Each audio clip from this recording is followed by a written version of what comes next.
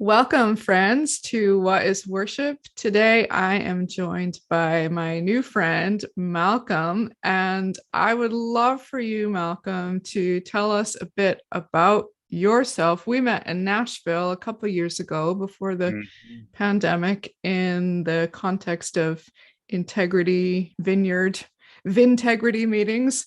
And it's it's been good to dialogue a little bit with you, and I'm so excited that you are joining me today for a recorded conversation. So you're Thank currently in the Nashville area, right? I'm currently in Nashville, correct? Yes, but go back a little further in your story, would you, and tell us where you've come from and a bit about how you got to be doing what you're doing today. I've lived, quite a few lives, so I don't know how to do it quickly, but, headings are I didn't grow up in Christianity. My dad was a professional gambler in Hmm. horse racing.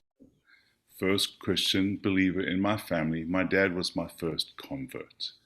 I, Oh, I was a church planter when I was 23. I didn't know, we didn't know we were young and had full privilege. I was an elder at that age, and prior to that, I also served as the worship leader in my church, and that just I was a big fish in a small pond, and it just set of dominoes in the world in which I lived. So I was a pioneer as a kid because I grew up in a country that had an inferiority complex. I was still hadn't figured out the injustices of our country fully, but I knew that we weren't great. And so that found its way into Christianity, and that we only sang songs that came from foreign places. I hmm. was an activist at age 21 to say, if God is real here, surely we should write our own songs, and they're worth singing, even if they are Hmm. weak or poor or feeble or useless. And so I started as an activist for that, and that sort of set me up in a place in our worship culture in my country. And it set up dominoes around the world, and I had chances to travel and minister and do stuff. But a few years into that journey, the first year after us starting this new church, a series of things happened, which I won't tell you the long story because it will take us more than this podcast. But basically, in a I don't glibly say God spoke to me. I think I've had 8 times in my life where I know beyond a shadow of a doubt that God actually spoke to me, and what He said transpired, and it was significant. It wasn't just that someone had a sore elbow or something like that. It had some level of gravitas, and so God spoke to me and about us calling our church to pray for our country, and in a 21-day time of prayer and fasting, um, my activism to say we should write our own songs broadened. And as young white people in South Africa, I said, we should embrace our Africanness. And we Hmm. started writing songs that fuse praise and protest in the last 5 years of the lead up to the release of Nelson Mandela from prison. And that catapulted me and my band to play a part in our political movement, oftentimes way outside the Christian sphere. And so Hmm. multilingual, multicultural songs that dealt with the injustice of apartheid and the integrity of the kingdom of God were things that I was dabbling with. And I had a complex and beautiful late 20s. In that 21-day prayer fasting, on the 14th day, I felt convicted about our country, and it triggered a whole bunch of stuff. But on the 21st day, I was reading Isaiah 49, verse 6, when I realized I was late for the meeting. And so the Hmm. words echoed through my head on my drive to the meeting, and it was prophesying about Jesus. It's too small a thing for you to be my servant, to restore only the lost of the house of Israel, blah, blah, blah. But I've called you to be a light to the nations. Hmm. And I told my church at 4:30 p.m. on the 24th of August, 1985, I read that verse and I said, this is what I felt God say. Just as it was uneconomical for him to send Jesus to the Jewish community alone, that he made the truth of salvation available to everybody, so it is with everything. We now stood up about our country and about a love for our country and want to heal our country, but God doesn't have a special love for our country. He loves the country's plural. And this, what we're about to embark in, is preparation for something broader that has to do with the Mm. destiny of the nations. And I told my church I'm supposed to move to America. I'll live in America when it's more dangerous to live in America than South Africa. I'll live in America when America faces its racism head on, and I'll live in America in a time of an international crisis. And and I got on my work in South Africa and remembered that on the 1st of January 1990, after 5 years of involvement in our political struggle. And lo and behold, I found my way here. And now, years later, that activity opened up relationships for me in the praise and worship world, because I was a person of, I don't know, I was just, what I was doing was different. And so it opened up relationships, and those relationships have continued. And I've consulted in the worship space, mostly for executives, helping business people understand church people, helping church people understand business people, and blah, blah, blah, blah, blah. And then the last 5 years, I've redone in my old age what I did in my 20s, and I've instigated a community that fuses praise and protest in a time of international crisis. I could say many more things, but that's just a snippet into a random eccentric's life. That was a lot, and well done at summarizing it like that. There's so many things in there that I would love to pick up on, but I would love you to tell us a bit about the common hymnal, this praise and protest thing that you're involved in. Um, Harmony, I'm 62. I feel like I was called an elder when I was 23, but I'm truly elderly now. And I've been in church and in the Christian world for 40 something years. In the last 10 years, I've been watching. One, I moved to America with a sense that the fusion of Jesus and justice was something important in the world, and I was supposed to instigate something. So I've been carrying this around. I never thought I would be the worker. I thought I'd find some young people who I could tell my stories to and encourage and just be there for them. Now I'm the old person who's having nervous breakdowns, and all these young people are helping me. um, but um, but there's that's been in my mind, and I told the story I've just told you Mhm. to a friend of mine. I don't remember, 6 years ago. And as I got to the part, it was a black friend of mine, and as I got to the part where I said, and it will be more dangerous to live in America than South Africa, it was during the Ferguson protests. And I just saw his eyes get big. And I've been living with that sense of prophetic destiny for, several decades. Mhm. And and then I knew that this is not in the future. So I had to cease. I don't know I did the right thing, but I ceased my search for a young leader to support. And I just started doing the work, which was, how do we build a library that prepares us for the future? Because Christianity can be very escapist. We can live in denial about the realities of our world. And the praise and worship genre, in which I've deeply been involved with, is my 20s as a writer, and for years as a, who knows, a consultant, a person at large in the worship Mhm. world. Mhm. Um, it's the subject matter has narrowed, the style has narrowed. The technical word is isomorphism, which is the word for when a mathematical, biological, or chemistry set, when they blend into one, and it's just Mhm. become one thing. The subject matter is reduced, and yet Mhm. there's no example in the Bible of someone encountering God where He doesn't speak to them and send them on a holy errand and tell them to look around them and say, "Okay, now we got work to do." So that's one part of Common Hymnal. Me with this unrest, this wrestling inside that the genre and what we do, the prophetic nature of what we Mhm. do in the communal worship experience has to expand. Mhm. But on that, in parallel with the fact that millennials and Gen Z are checking out of Christianity at the speed of light. And I've been a student of that. And I was a young church planter. And so I was a young person and when we planted our church, we thought we were being exceedingly innovative. and different from the trends at the time. And I'm watching 23-year-olds doing the same thing today. And instead of just deciding that they're all young and have no clue, I'm remembering that I was 23, innovating. Mm-hmm. And I don't think we innovated terribly. And so Common Hymnal is also me as an old person watching the trends and realizing that the church is changing. It's in a crisis. We're in a crisis on many levels.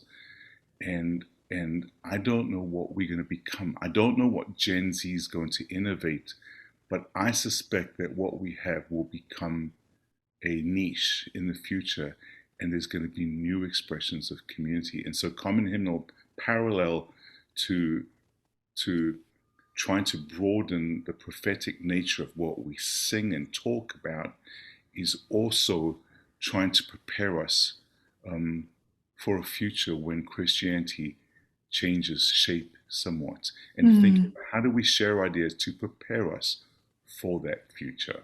Was that too abstract, or did that work? No, that's really good. So tell us a bit about what that practically looks like then. Um, it means that when we had that conversation with a friend of mine and I saw his eyes go big, I knew I had to do something and I had no clue how to start. But I just know that sometimes you just have to jump in and go with your gut. Mm-hmm. So I started assembling because I've always been for my whole life, as you can hear from my story in my 20s, my whole life, I've always hung around the fringes and cared for those that were unnoticed. They were either less glamorous or less charismatic or less marketing savvy. And I've just generally found the ones who everybody else didn't really bother with. Mm. The ones who didn't have a big Instagram following, the ones who weren't easy for anything. They were just like, let's journey together. And so I gathered some people for a writing camp, just the waifs and the strays in my life, and I thought, let's jump in and let's talk about these ideas. I told them my story, that a longer version of what I've told you, talked a little about the world of you know prophetic Christianity, and we wrote, and then we did that a couple times over the next few years, maybe once or twice a year, and each time we did it, the songs got incrementally stronger. Mm. Each time we got it, there was something interesting that happened. It wasn't the HQ of a massive movement or a massive church. This was truly people from the fringes, from what I call as the underground. And I think I've discovered, and since what I've been reminded of in the process is, if you want to know what the future is, go look around the margins. Jesus being a case in point. He was the future, but he started outside the system with John the Baptist, Mm. unconventional. And so I think the future is in the margins. So I gathered the people from the margins and we started writing songs, built a website, and said, let's build a library. And with no resources, no nothing, we just slowly worked to build something, and that's just evolving over time. It's um, it, it means that it's not the goal isn't to explode. The goal is slow and steady. The goal is preparing for the future. Things pop and disappear also at the speed of light in our Mm-hmm. world. Mm-hmm. So we're trying to find a stride together, songs, stories, and ideas from the spiritual underground, and store them in a usable library, and just start building new thoughts and ideas in the psyche of Christianity so we can stride into the future. So as recently as 3 weeks ago, we gathered, a bunch of people together for a writing camp. It was blessed. The songs, I think they were the strongest that we've ever heard, and we just constantly are exploring. This time we invited some thought leaders, Shane Claiborne, Dave Gibbons, who have never written songs before, who write books Mm-hmm.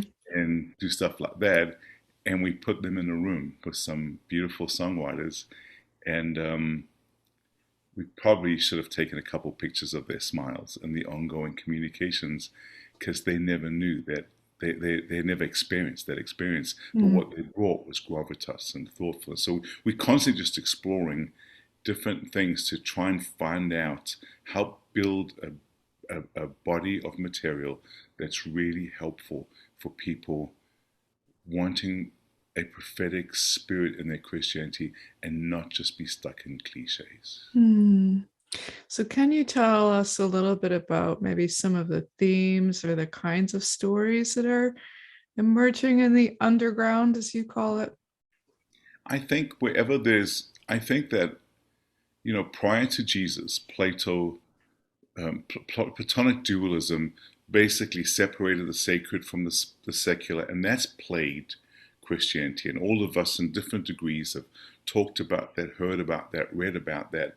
But basically, um, the net result is we have a genre now that's so narrow. 20 years ago, someone like Charlie Hall could write a song, Give Us Clean Hands and a Pure Heart, and it would be one of the most popular songs in Christianity. Mm-hmm. That's not going to happen today. That's too real. We, so the songs we've been getting together and exploring. We have songs about worship in the context of abuse, sexual abuse, authoritarianism. Uh, so the song "He Has Time" was written by two women who are survivors, and a couple guys that stood with them for a day and wrote a song from their experience. And the intro to the video talks about Me Too, and it's basically a song about the worship of God in the context of sexual abuse. We Mm. have a song called God Is Not Abusive, which is the similar kind of theme. And the camp 2 weeks ago, 3 weeks ago, the guys wrote a song provocatively titled Church Hurt. It's not a cynical song. It's not a reactionary or rebellious or a reactionary song. It's a song that will make you cry because it doesn't actually, it's not there pointing fingers, Mm. but it's the chorus says, You're not wrong to be hurt. In a culture in Christianity, when things go wrong, there's always someone saying, Get over it. Get over it. Don't hold on to it. Don't be bitter. Don't be resentful. Blah, blah, blah, blah, blah, blah. Whereas sometimes we just need someone to put their arm around us and say, let's journey. Mm.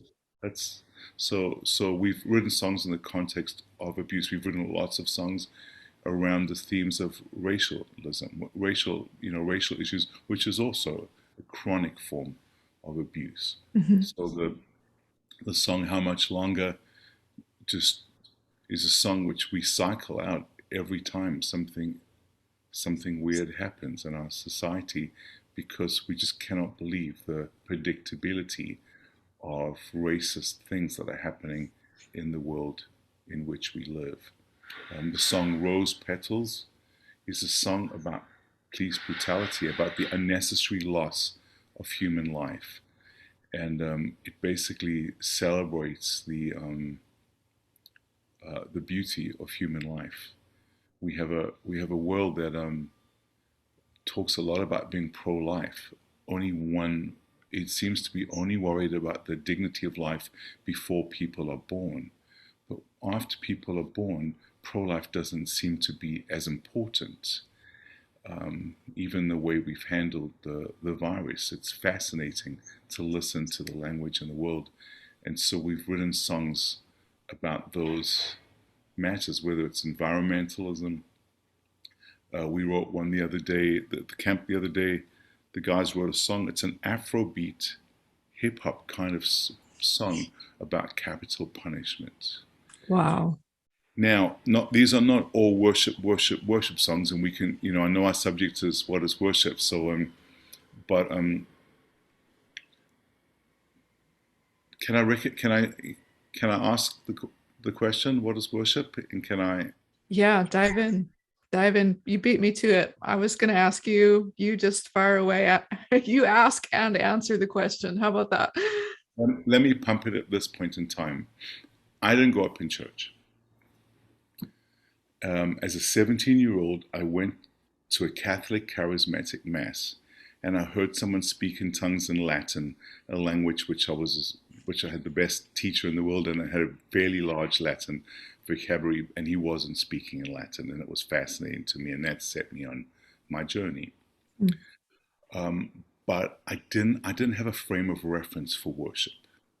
By the third week, I'd figured that saying holy out loud was a thing because I'd never been exposed to anything before. So I had to figure it out. I liked it. There was something going on that softened me, that drew me, that convicted me. But if I was to be honest, I didn't know why they were doing it. As a 17-year-old who didn't grow up, who wasn't indoctrinated in worship, it was like, I wonder why they do it. Because the first week I was fascinated by the spontaneity. The second week, the same lady did the same thing, and then the same people did the same. And then by 3 weeks, then I thought, oh, this is not so spontaneous. As a 17-year-old, I figured it out straight away. And then I said, what is this? And I knew one thing as a 17-year-old, that in these few months, I built a relationship with Jesus. I knew that. I knew that I was dead and had no knowledge, and all of a sudden, I felt a connect. I felt a sense of him responding back to me. I understood relationship. And so for me, worship was the affirmative ingredient that sustains relationship. Wow, say that again. Worship is the affirmative ingredient that sustains a relationship. If you watch an old married couple who've been married for 50 years and you see them and he and she, whatever situation where he praises her or she praises him, and they just speak out loud in front of you how much they love each other and how she's more beautiful than she was when they met at high school when they were 16, you have these warm fuzzies inside because a public expression of affirmation just it brings vitality to any situation. Well, that's what worship is. It's public and verbal and physical affirmation of the beautifulness of Christ, and it makes warm fuzzies happen because it's more wonderful than being in the company of people that sing each other's goodnesses and praises. It changes the atmosphere because we have so much negativity in our atmosphere. That's a beautiful definition, Malcolm. I love that. That was what I figured out a couple of months before my 18th birthday. Amazing. Absolutely amazing.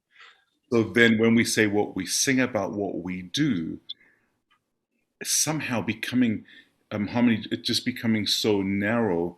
And it's especially the development of the seamless worship set and these various ingredients which have got stuck in stone. I think that public effort, that environment needs to be an interactive relational environment and not a formulaic environment. So if that old married couple, if every single time we were together, they said the same things at the same time and went through a routine, the sparkle would soon evaporate. And there's just something about the intelligence and the thoughtfulness of that affirmation that keeps it vital and keeps it real. So singing songs and talking when we're together about not only about the beauty of Christ, but also the holy errands and the stuff that Jesus is interested in is part of the dialogue. It can't just be that we just look at him and we say, holy, holy, holy. If that's what happened with Moses, he would have stood at the burning bush, taken off his shoes, and then waited for the flames to die out, and then hoped that another bush would go on fire. But a voice spoke to him and gave him a project. Same, just a few chapters later, he also encountered God, and he saw him as the captain of hosts, and he took off his shoes, and God gave him a project. Jericho was the project. Elijah, at the entrance to the cave, he heard the voice of God in a whisper, and God sent him on holy assignments. The Great Commission, Jesus reappeared to them. They fell down and worshipped. Some doubted, says in parenthesis, and then he said, "Go and make disciples of all nations."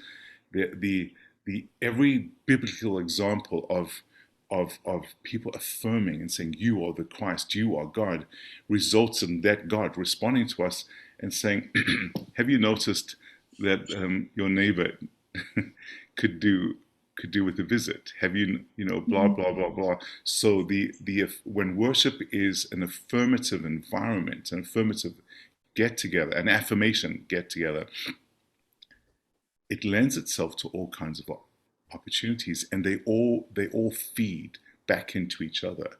So when we just, if every married couple just went through the same routine every day of their lives and didn't go on special dates and have creativity in their life, it becomes drudgery. Same with mm, God. mm, So so so to me, worship is relationship. Just in this relationship, one party is significantly more lofty than the other. So there's a subservient service, lowly, humble. There's an odd dynamic in the relationship, but essentially, it's relationship. And in relationship, a lot of stuff happens. mm, It's not only lovey-dovey stuff. Dishes have to be washed. Kids have to be taken to school. Degrees have to be earned. There's things that we have to do. And so all of that together creates an environment where the nurturing of relationship with Christ is rich and meaningful and consequential. mm. Oh, I went on long. No, that was great. And then, speaking of relationships, give us a flavor of the relationships within that Uh, that group as you come together, as you write together, as you worship together. What do you see the Spirit doing? you know, um, I was on a phone call with one of the guys, Steve Wilson and Steph Andrew Wilkinson, two friends, a couple months ago. And Steph's question was, tell me the elevator pitch for common hymnal. And this was Dee's answer, which was not, he didn't answer it directly, but it was correct. He said this, he said, I have never encountered the moving of the Holy Spirit and worship like I do when we are together.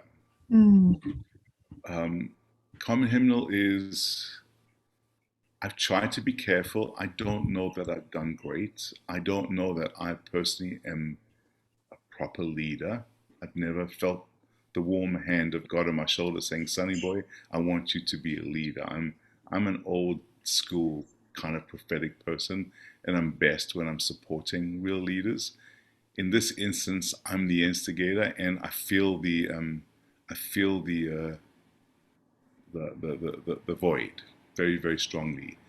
But but but what I've done is try to gather people who are serious about their journey with Jesus, who are in healthy situations. I don't know that the future can be built with cynicism and rebellion and all that kind of stuff. So I've tried to find people who are on the fringe, who are creative but not mad, just mm, innovative. And so when we get together and this, for these various events, it's very rich. Obviously, when you as a songwriter know that when you write with other people, it quickly hastens mhm, the fuzzies and the relationship, because mhm. you have to basically be totally vulnerable with other people, and Absolutely. so you build a connection. So so we've been basically what's happened is we've had very hearty times together. And I guess what the plus has been that these guys and girls are coming together and finding other people that are similar to them. Mm, And they don't often meet those kinds of people, and so there's a dynamism, a innovativeness, and also a spiritual kind of presence. Our times together have been marked with beautiful interventions by God, but we're not working at it, because I've tried to demystify the concept of worship. When you try too hard to conjure up the feelings of, mm, I think it leads to emptiness super quick. mhm, I'm someone who's not not not unaccustomed to the supernatural encounters with God. But to be honest, every single time I've experienced God in a powerful way, He's come and taken me by surprise, and I had no idea 1 second earlier that anything was on its way. And Hmm. so, try to create an environment, but we're not trying to have the next revival. We Hmm. try to build thoughtfulness, and in that thoughtfulness, there's a special thing that happens. I don't know if I answered the question at all, to be honest. No, no, this is good. Um, you have this other role as well, which I think I've asked you and I've asked other people in integrity music. What is it actually that Malcolm does? You have this role. Um, Speaking of the prophetic person, let's have another run at you trying to explain to me what it is that you do, because when I met you, we were in a boardroom essentially, and we from the Vineyard were given a presentation to the integrity crew about our story and working together and stuff, and everybody there had this role, and then there was you sitting in the room. And I was like, who is this guy? What's his role? And you're looking at me with your funny, little prophetic look and everything. And there's something about this guy, but what is it that you do in that context? I find it really intriguing. I'm probably equally uncertain. Um, I think there's a certain, well, one degree, from one point of view, I've been around in this space for a long time, and so there's a shortage of those people. It's very the turnover is high in the musical spiritual world, and there's a Mm, lot of young people. And so at one point, I'm just someone who's been around and done a lot of stupid stuff, and I can help people. mm, Um, but I'm also the guy that was a church planter at 23, which is reckless, not advisable. If I did my life again, I'd probably not repeat any of the decisions I ever made, possibly including common hymnal. I would be cautious and more careful and more slow. But but I'm but I'm wired in that I've used the word prophetic. I don't often use it. I find the pursuit of prophetic Christianity quite awkward and often forced, often mhm, very. It's a way to seek and it's a healthy way of seeking affirmation. That if we can flaunt certain stuff, but I'm just. I mean, there's many of us who just intuitively wired, and I think my what I did in my 20s in South Africa it set off a domino effect for my life's journey. And it brought me into it because many people visited South Africa from different parts of the world in that season and bumped into me. mhm, Because when you come from another country and you're curious and you're in a country that's in a severe crisis, and then there's this little brigade of black and white Christians talking about apartheid and singing on political platforms and stuff. It's like, okay, what are you up to? So that just made me a person. I don't want to say it like of interest. It was mhm, interesting. I'm not saying of interest. It's just I was an interesting person to talk to, and so that just paved the way for me to be a consultant and a friend in the worship world, mostly to executives. I worked for Bill Hearn, who passed away 3 years ago, for 21 years, mm, and I we never had an awkward moment in our relationship, not 1 second of ugliness or weird, but we couldn't have been two more different people. We had very philosophically, culturally, we were just not two peas in a pod. But a secure leader had nobody in his life that spoke truthfully to him because everybody in his life was a recipient of the economy which he created, if I put in crude terms. And I was part of the novelty in his life that said, dude, that's really stupid. And wasn't really caring about keeping my gig. And mm, didn't know one else like that. So I don't know. I really don't know what it is. I just know that as I've aged, there's various people who've desired to have me in their worlds as a kind of an insider outsider. Even though I'm very involved with integrity now, I'm still function as an insider outsider because when I've worked or consulted for these worship entities, they've never asked me to be a company man or a ministry man. They basically, I have the freedom to go speak to people on the merits of what we're talking about without selling. Um, so I don't know. I think I'm just. I think in some ways, I think I said this earlier. I'm a church person who explains kingdom stuff to people that are more business minded and help Mm. them with that tension, and vice versa. And that is always tense. That's never fun. There's never a moment where that stuff is like a moment of joy and ecstasy, because it always involves saying, no, who cares about what you can sell or what the return's going to be, or don't worry about that. What is it that we're trying to do? And so I'm either the courageous person who's helping, or I'm a fool, and I mostly think the latter. If I'm to be absolutely candid, just thinking, no, let's. So I'm, I've just been I think I've just been a champion for thoughtfulness in Christianity. Let's not rebellion, not freak out. Let's not go crazy and say everything's terrible, but let's try to understand what it is we are doing and why we are doing it, and let's make sure that we're thinking. I think, for example, I think that praise and worship has become a karaoke franchise. It's rough for me to say it that way, but wherever you go in the world, people will use the tracks by the original artist and then supplement it with what they do so they sound like the record, which is the karaoke culture. Mhm. There's the guitar. The song has to start with a guitar riff that such and such invented, and and the trouble is, I'm trying to say, well, let's think about that.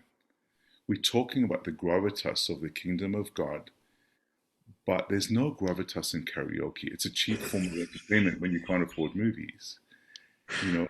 And the rules of karaoke are: be drunk, be motherlessly drunk if at all possible. Mm. Two, know that you've got a really bad voice and lean into it. It's part of the fun. And and three, this is just stupid stuff that we're doing. Mm. To superimpose a form on the kingdom of God whose values are totally different. To be motherlessly drunk on Sunday morning, probably not the best idea. To actually just sing chronically out of tune and be useless, probably not a good idea. And so we've superimposed, and I'm someone who's saying, why? Why are we doing that? Have we thought about it? Um, and and I've had the opportunity to speak to leaders in ministries and movements and record companies to just constantly be saying, is this a good idea?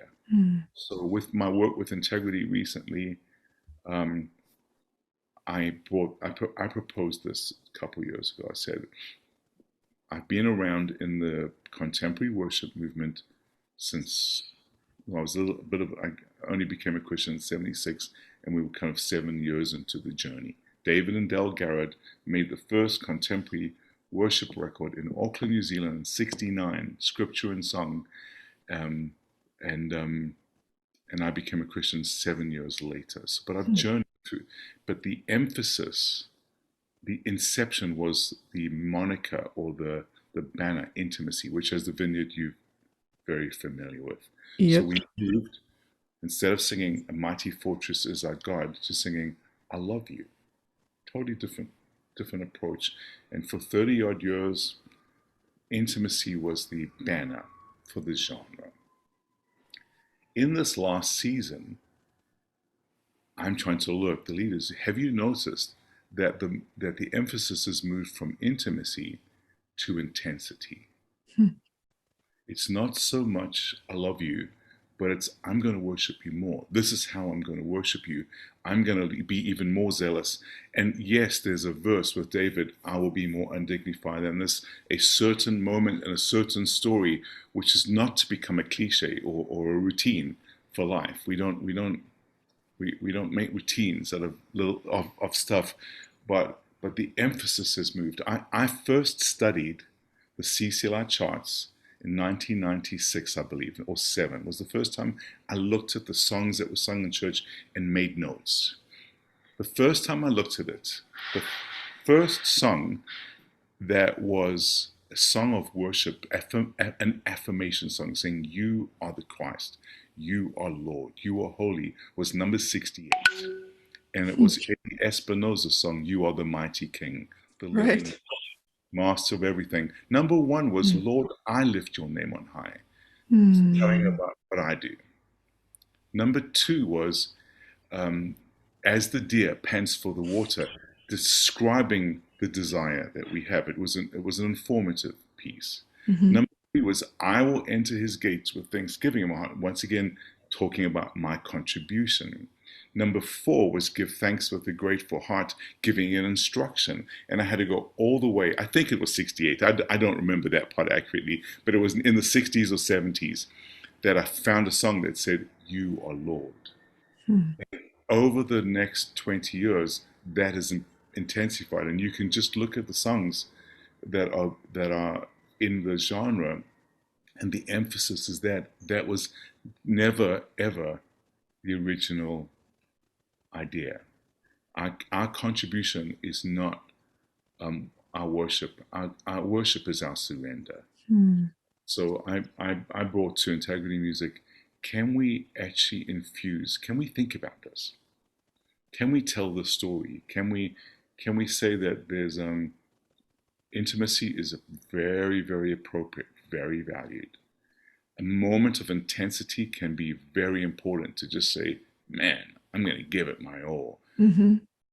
But the arc of history, the arc of the Bible, the arc of the genre is toward falling down on our faces and day and night repeating, "Holy, holy is the Lord God Almighty, who was and is to come," giving affirmation to God. Can we rediscover that? And can it not be so hip? So what the roles I'm playing is, can we think about this? Can we talk about Mm. it? And so we came up with a project called Revere, and we just, without virtue signaling or without trying to be holier than thou, just say, can we shift the emphasis from the fun and the exuberance to the genre? Marshall McLuhan, the Canadian father of communication, said the medium is the message. And so I asked the question in the church world, what does the medium say? If you're going to watch the video, turn the volume off. Don't listen to the lyrics. Just watch the body language. Mm. What does this tell you? What do you think's going on here? If you had no clue that this was church, can we think about that? Mm. Can we think about the style of the songs? Because now we've become, we've, in a desire for acceptance, we've built a genre that's so pop music savvy that it's so antithetical to community singing, and Mhm. we lost that opportunity. So my role is just having discussions with people about those kinds of things. Once again, a long answer. I don't know. That's amazing. And I guess I have a lot of questions for you, but maybe to kind of bring them together, it, Mhm. I would love for you to talk to those of us who identify with being an activist in some way or prophetic, to use that word carefully, as we're hopefully doing. Um, or just generally concerned about the direction that worship is taking.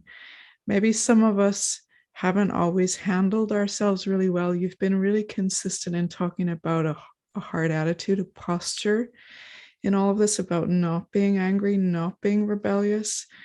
Um, but I feel angry sometimes. I feel worried sometimes.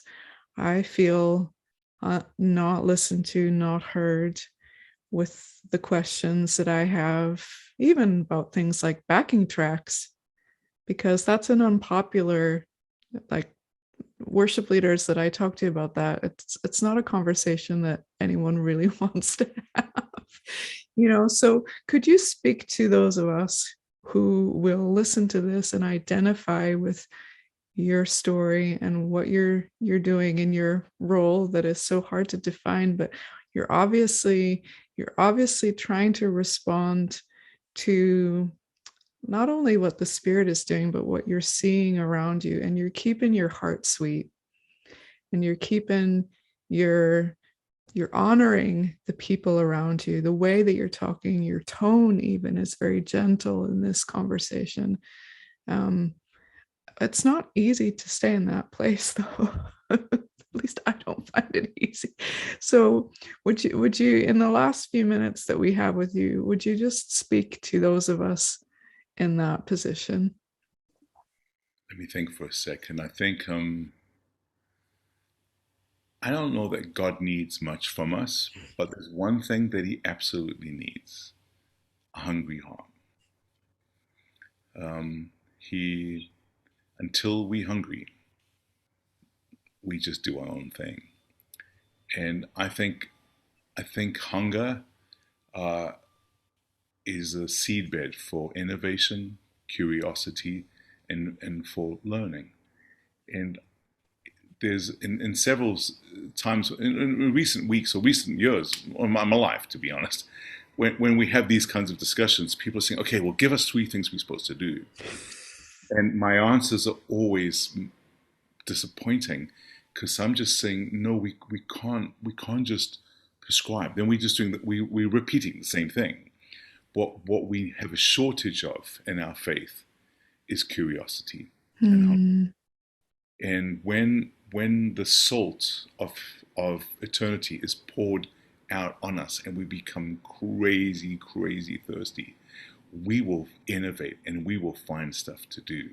And so I think that's vital. I think thoughtfulness is is very vital in our world. I do think that anger is appropriate. If I'm coming across gently today, that's not generally the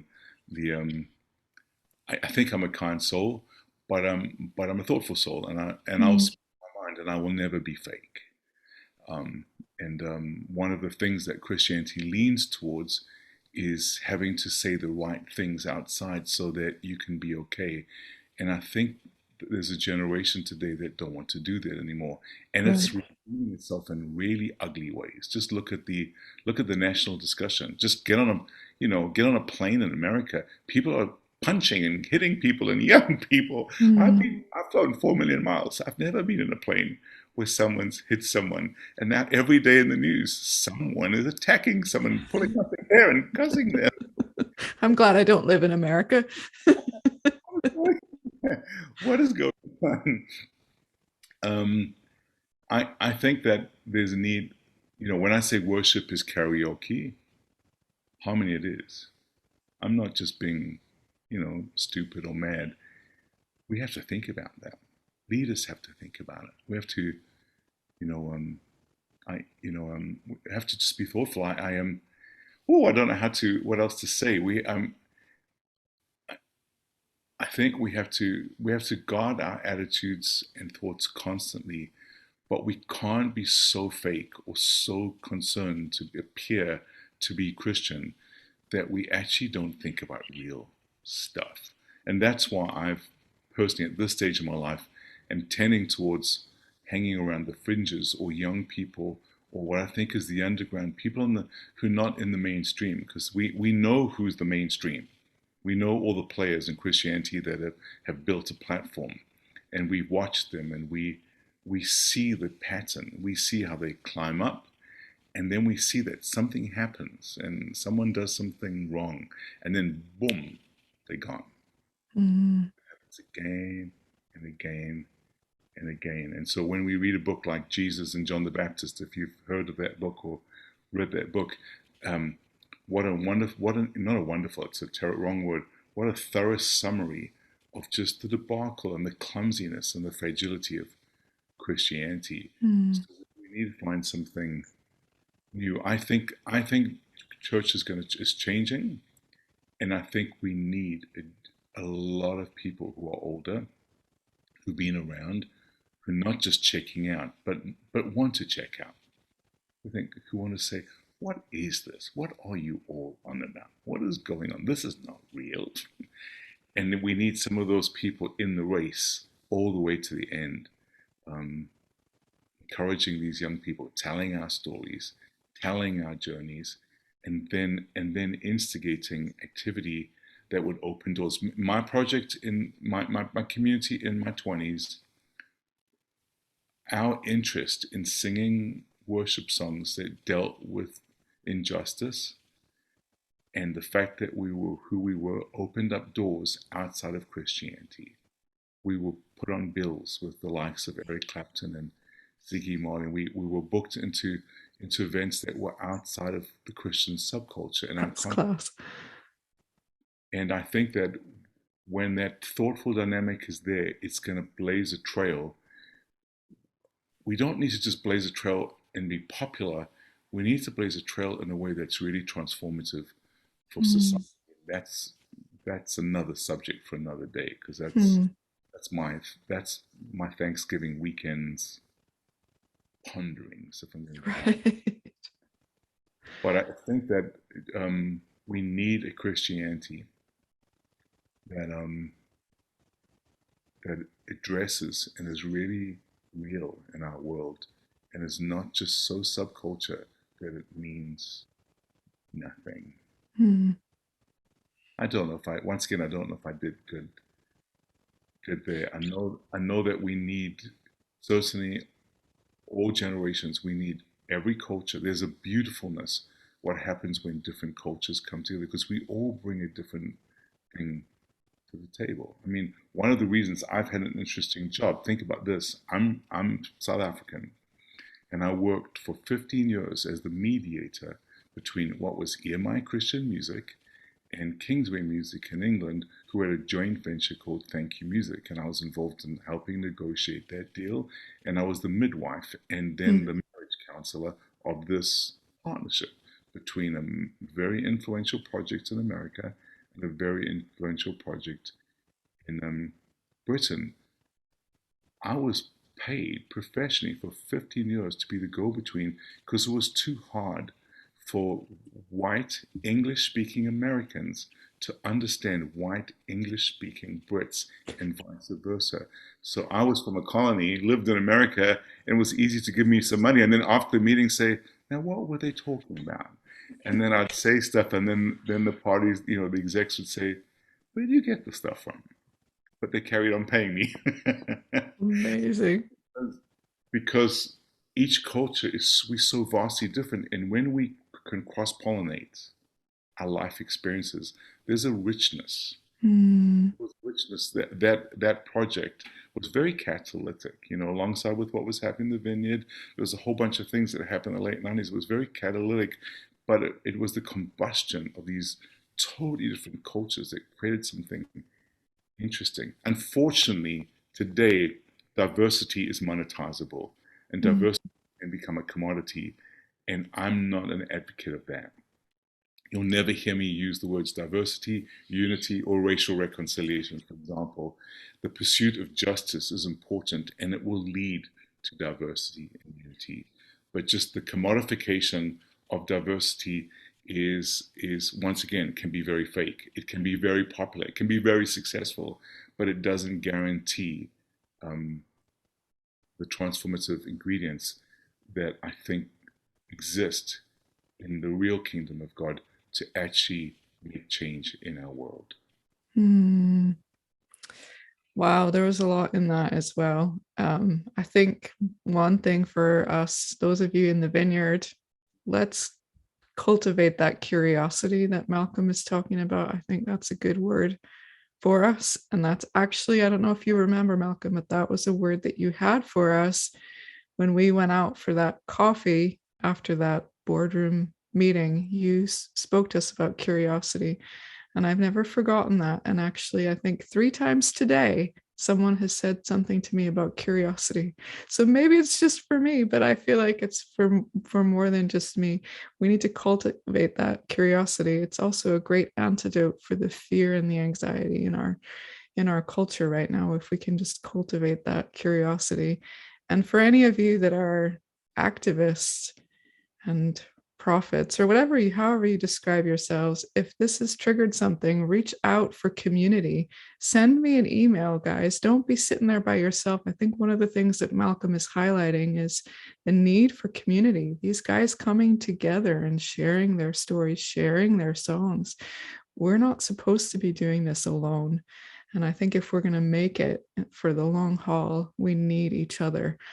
So we have community. We would love to invite you into that if you are watching this and you're part of the Vineyard tribe, and even if you're not. So, Malcolm, I know you have places to be, things to do. So I'm going to let you go. And I just want to say thank you for not just this conversation, but for the thing that you do that doesn't really have a title, isn't easily described. You can't really put your finger on it.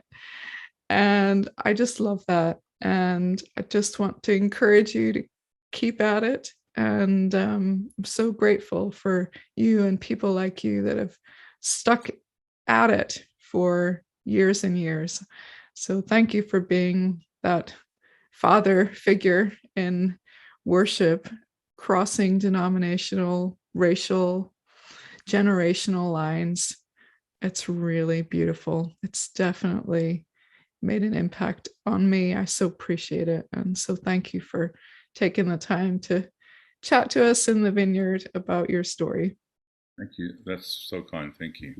I like ditto. Thanks so much. Beautiful.